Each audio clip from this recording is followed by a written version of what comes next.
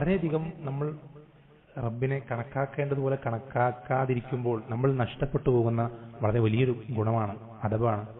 റബ്ബിൽ നിന്ന് ലജ്ജിക്കാതിരിക്കാൻ, നാണിക്കാതിരിക്കാൻ. റബ്ബ് കണ്ടാൽ നമുക്ക് കുഴപ്പമില്ല, ആര് കണ്ടാൽ, നാട്ടുകാർ കണ്ടാൽ നമുക്ക് പ്രശ്നമാണ്, കുടുംബക്കാരറിഞ്ഞാൽ പ്രശ്നമാണ്.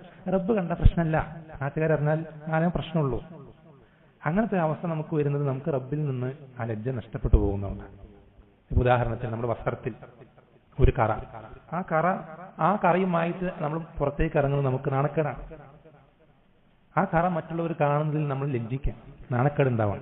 എന്നാൽ അതേസമയം നമ്മുടെ കൽബിലുള്ള പല കറകളും അള്ളാഹു സുബ്ഹാനഹു വ തആല അത് കാണുന്നുണ്ട്, നമുക്ക് അറിഞ്ഞിട്ടും നമ്മൾക്കത് റബ്ബ് കാണുന്നതിൽ യാതൊരു നാണക്കേട് ഉണ്ടാക്കുന്നില്ലെങ്കിൽ നമ്മൾക്ക് ആരാണ് വലുത്, റബ്ബോ നാട്ടുകാരോ? നമ്മൾ വളരെ ശ്രദ്ധിക്കണം. ഗൗരവമുള്ള വിഷയമാണ്, ഗൗരവമുള്ള വിഷയമാണ്. നാട്ടുകാരെക്കാളും മറ്റാരേക്കാളും നമ്മൾ ലജ്ജിക്കാൻ ഏറ്റവും അധികം അർഹൻ നമ്മുടെ റബ്ബാണ്.